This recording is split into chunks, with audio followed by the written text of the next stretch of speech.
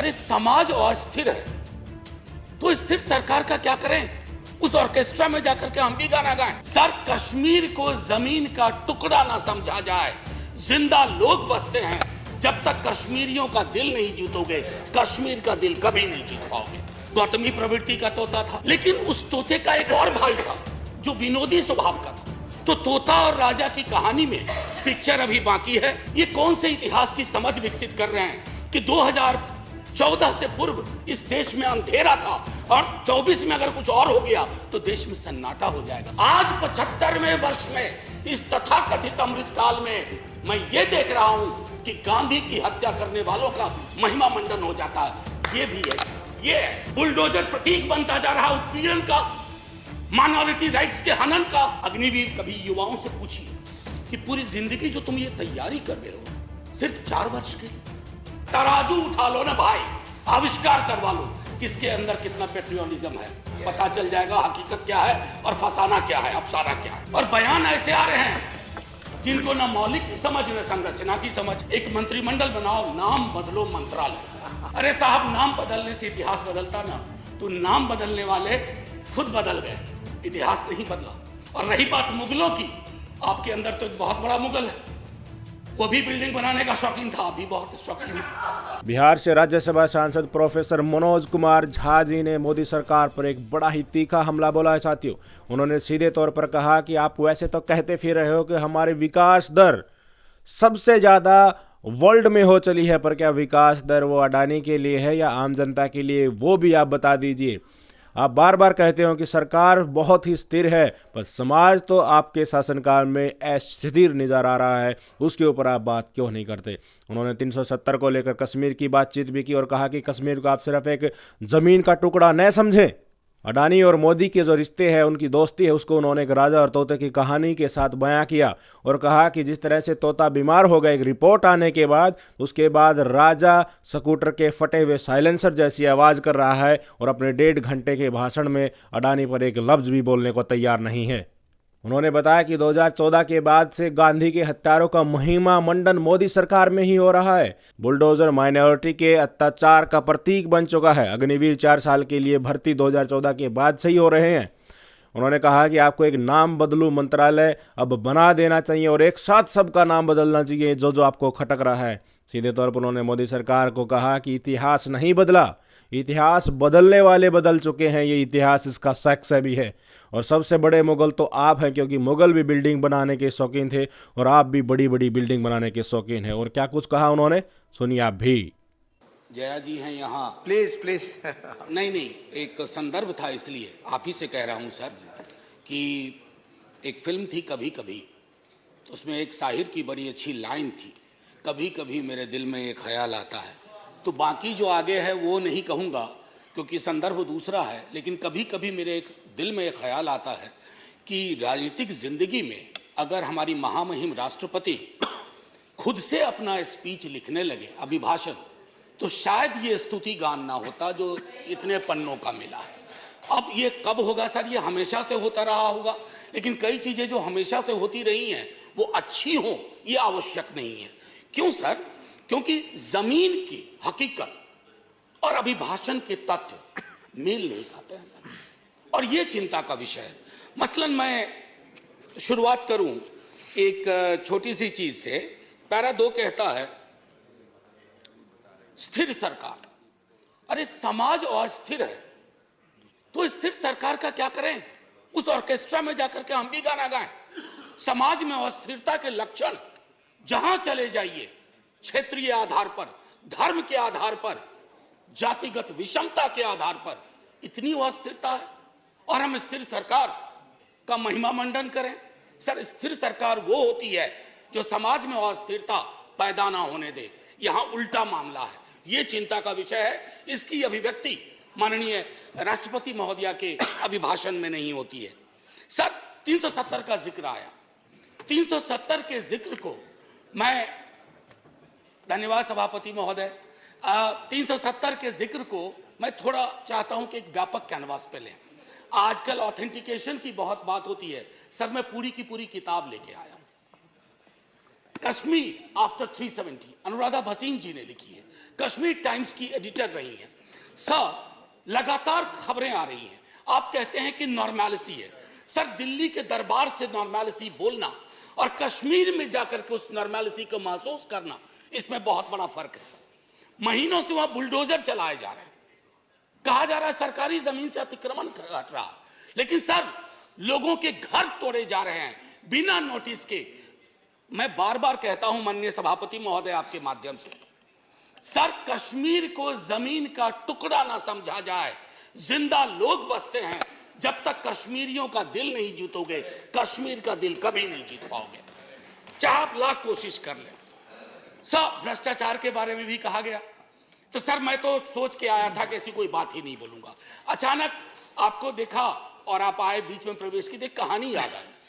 एक राजा को तोतों का बड़ा शौक था, कारोबारी तोते रखते थे राजा साहब, तो कई तोते थे उसके पास, लेकिन अचानक उसका स्नेह एक खास तोते के लिए काफी हो गया। गौतमी प्रवृत्ति का तोता था, तो सबको चांदी और स्टील की कटोरी मिली, उस तोते को कनक कटोरी मिली।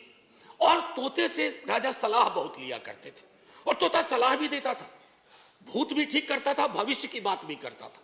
एक दिन उस तोते के बारे में कोई अनुसंधान आ गया पड़ोस से, उस अनुसंधान के बाद तोता थोड़ा बीमार रहने लगा। अब उस बीमार तोते की वजह से राजा ने भी खाना पीना छोड़ दिया, लेकिन उस तोते का एक और भाई था जो विनोदी स्वभाव का था। अब उसने फूल नाम की एक कंपनी और एक हाँ बैंक हुआ करता था, हाँ बैंक के 48,000 करोड़ उस तोते ने 1303 करोड़ में केमन आइलैंड पे दे दिया। ये प्राचीन काल की बात है। तो तोता और राजा की कहानी में पिक्चर अभी बाकी है, शेष अगले अंक में, संभवतः बजट में। सर, राष्ट्रपति के अभिभाषण पर विशुद्ध राजनीतिकरण होता है, राजनीतिकरण होनी भी चाहिए, लेकिन सर 2018 से लेकर अब तक जब अभिभाषण में आप कंटेंट एनालिसिस करो तो 43 बार 2014 का जिक्र होता है। सर, इतना तो 1947 का जिक्र नहीं होता जब हम आजाद हुए थे। 2014, ये कौन से इतिहास की समझ विकसित कर रहे हैं कि 2014 से पूर्व इस देश में अंधेरा था और 24 में अगर कुछ और हो गया तो देश में सन्नाटा हो जाएगा।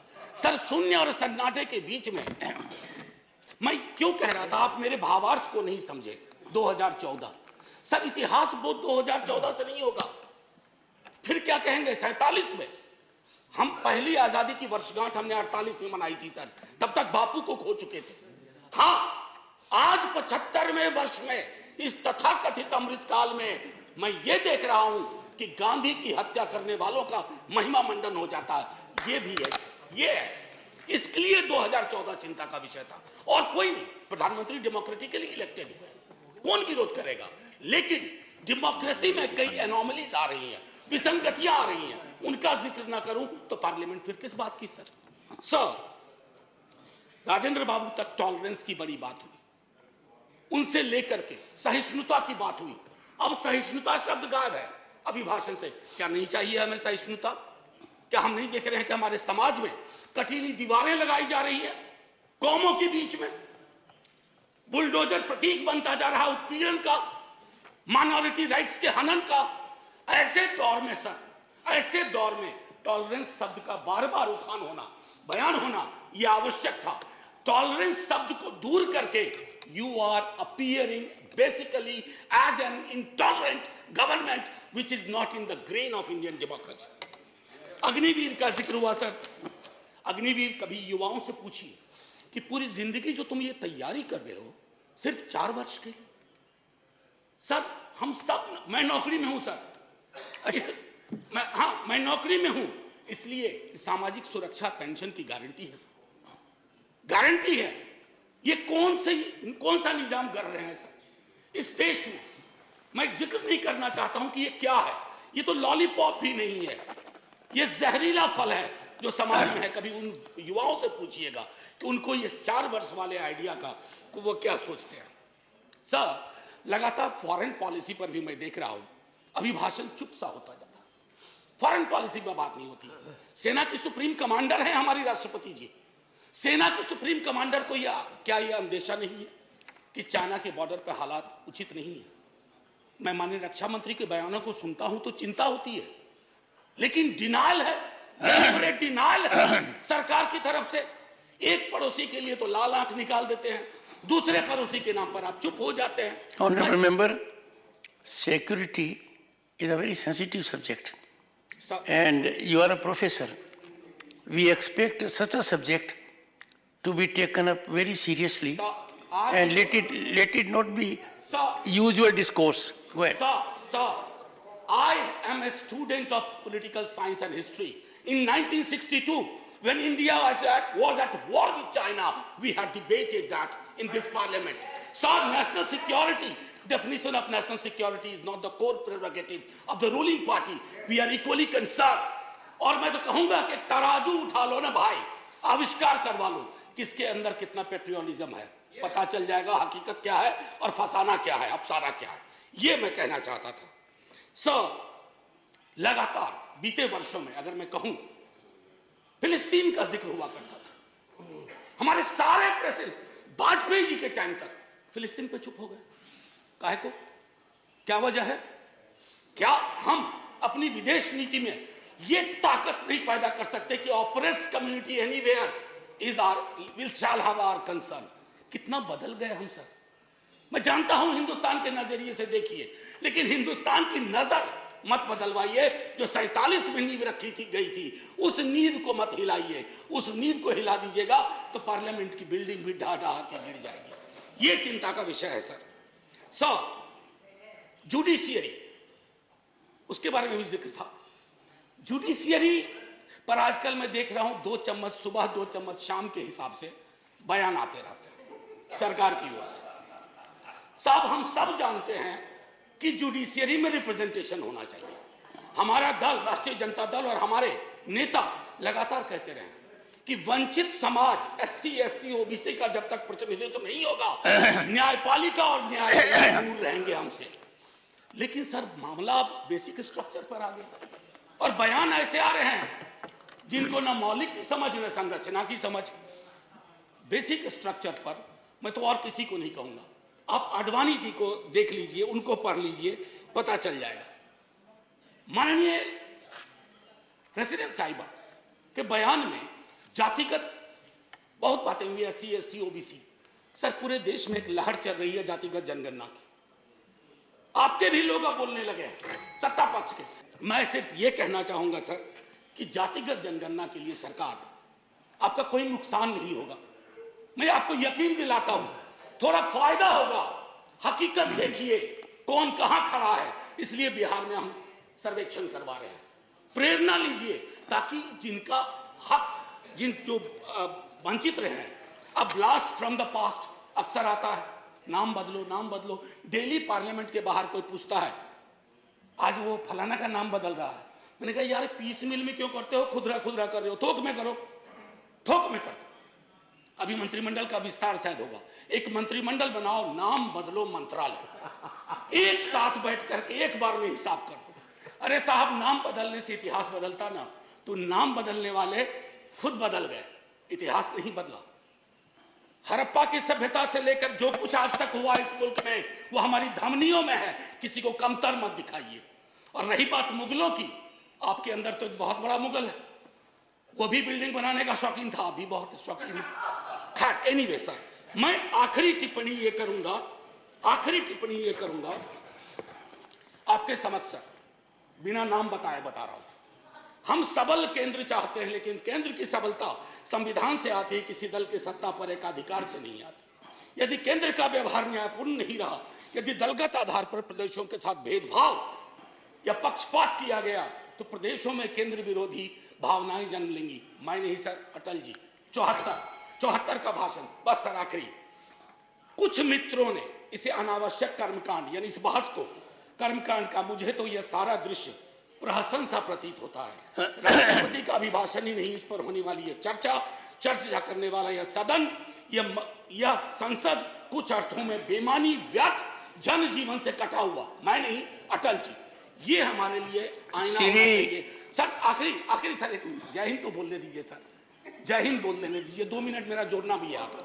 सर, मैं सिर्फ ये कहूंगा, जय हिंद बोलने से पहले सर, ये अवसर होते हैं, सदन में जितने लोग हैं, मैं सबका शुक्रिया अदा करता हूं, लेकिन लोकतंत्र नहीं बचेगा ना सर, तो सिर्फ अगर तंत्र बच गया तो कुछ बचेगा नहीं। जय हिंद सर, शुक्रिया बहुत बहुत। और आपके मन में कभी कभी ख्याल आता है वो बाकी चेंबर में बताइए। जी सर।